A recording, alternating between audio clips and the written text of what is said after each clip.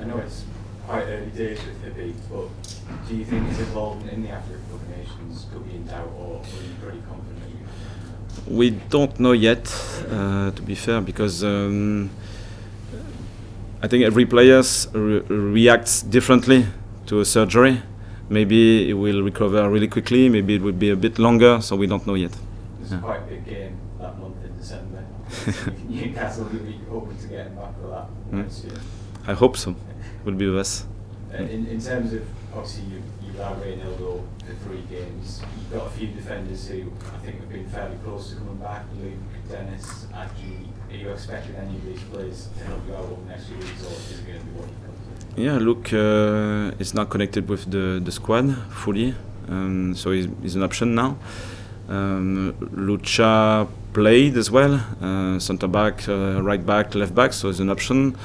Arthur, so I think for the back line we have different options. When you've always preferred back 4, but when the defenders that you signed, there's an awful lot of them are very, very versatile. Was it in your mind when you were building the squad that you have the option to play with a back 3 in certain games on certain occasions? Yes, an option. Now you know me, I like consistency, because I think it's really important to keep a structure, to grow and learn through this structure, through different experiences, positive, negative. We can review the game, and because the structure is consistent, you can learn and improve through different weeks. But it's still an option depending on the opponent, how strong they are, and injuries and suspension, to use a different structure sometimes. So we'll see. And last week, because you had those changes in the game, you moved Shenstein across to the left, and he looked a real threat. It's very unusual that the trend for a long time now has been right footers to play off the left and left footers to play off the right. Yeah. Is that something you might try in future? Were you impressed, or are you pretty happy with him playing off the right, generally speaking? Yeah, I think it's often probably a bit easier to play right-footed of the left and left-footed of the right, because you have 2 options. You can go inside and go outside if you can use your not your weak foot but your second foot. And for Champs, I think it's versatile. When you get good vibes on one position, probably you prefer to keep going. But the team is not always designed for one player. We need to find a balance. So we'll see. And just to clarify, is Luke in contention to be in the squad this weekend? It's an option. Yeah. You talked about reducing the players who are training on the road who could leave in January. Where does Ahmed stand? What's his position? Ahmed is in this situation.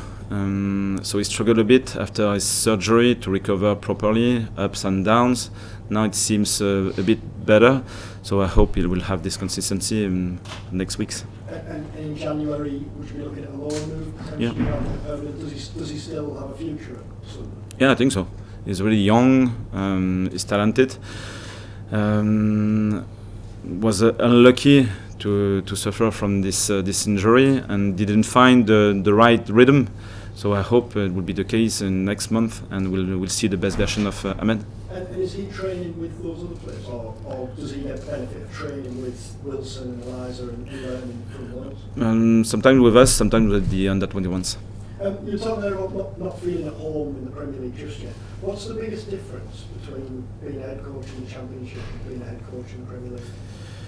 I think it's still a new story, because we changed 14 players, so the squad changed massively, and so the level of the squad is much higher now. So it's a different experience, and it's the case for us, but it's the case for our opponent as well. So it's still, I think it was really interesting last season, and it's still interesting this season, but the challenge is just a bit different. I know you spoke about Ange briefly earlier. I just wondered, as a fellow manager, he took a lot of criticism last year for sticking to his beliefs and the way he played, and ended up with a trophy in the end. Do you admire someone who sticks to the guns like that? Yeah, it's difficult to make a judgment about someone else, because we don't know exactly his condition the way he works together every day, and his connection with his direction, his players, and so on. So for me, it's difficult to make a specific opinion. I like coaches with personalities. I like coaching with coaches with strong ideas, and if you can feel on the pitch a specific identity, I think it shows that you can implement your ideas. Is it through the recruitment or through your game model and the way you train every day? It's not always easy to find out how it works. So for me, if he stays in this league at that level, it shows that he's competent. And we spoke about what Nottingham Forest, their ambition, how they got into Europe, is a good example to follow. Sunderland showed their ambition this summer in the transfer market. Sunderland have more ambition than just to stay up this season, don't they? Especially at the start, you've made. Yeah, it's I think the ambition of the club is clear. We want to stay in this league. We want to develop the club throughout a long-term vision. It's not just about this season. The league is really competitive, so anything can happen. But it doesn't mean that the ambition of the club is not there. You need to grow in this competition against strong opponents. So if they are stronger than you have to accept the decision. But if you can be competitive, try to win points and to stay in the league.